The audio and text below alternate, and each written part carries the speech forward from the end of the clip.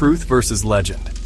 This is the fine, often blurred line upon which the story of the Bell Witch is balanced. A rural cabin, a frightened family, and a voice in the dark.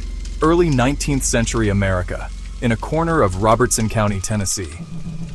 Events unfolded that became one of the nation's most chilling folk tales. The Bell family, respected pioneers, whose lives were upended by an invisible, malevolent presence. They called it a witch. There were voices, physical assaults, and inexplicable phenomena. The tale passed through generations, evolving into a cornerstone of American paranormal lore. It reportedly began in 1817 on John Bell's farm at Red River, now Adams, Tennessee. Well documented for its time, first-hand and second-hand accounts gave the story unusual weight. Books, articles, films have tried to unravel what happened in that log cabin. Were they truly haunted? Or was there a terrestrial explanation?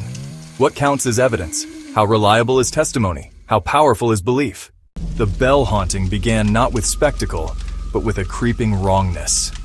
In late summer 1817, John Bell inspected his cornfield and saw a creature he couldn't name, body of a dog, head of a rabbit, vanishing when he fired.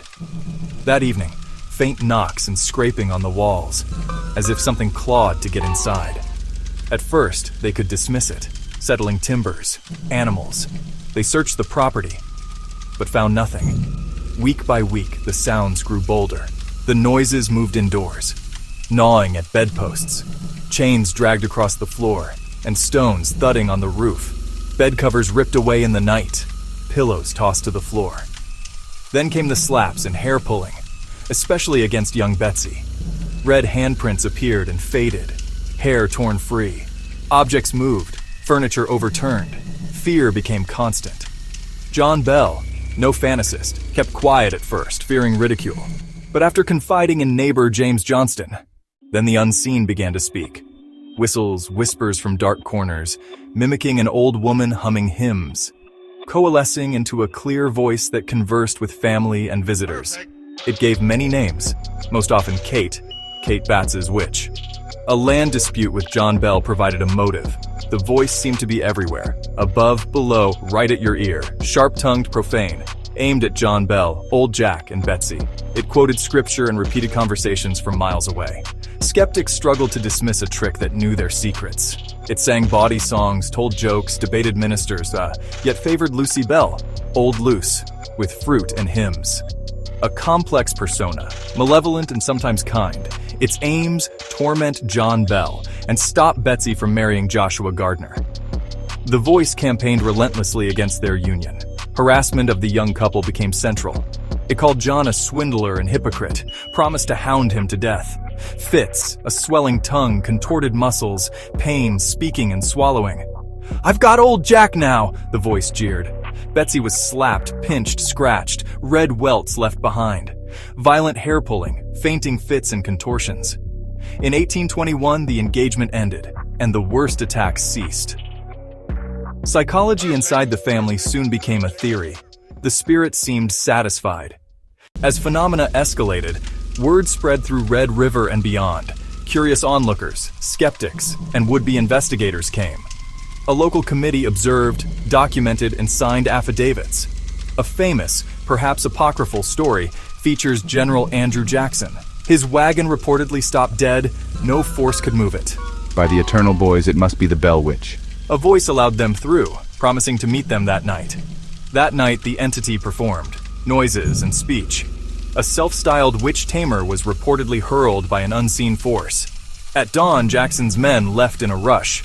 Legend says he preferred the British Army to the Bell Witch. Witnesses saw bright red handprints appear, then fade, teeth marks and reports of bites, pinpricks, tiny red dots as if from 1,000 needles.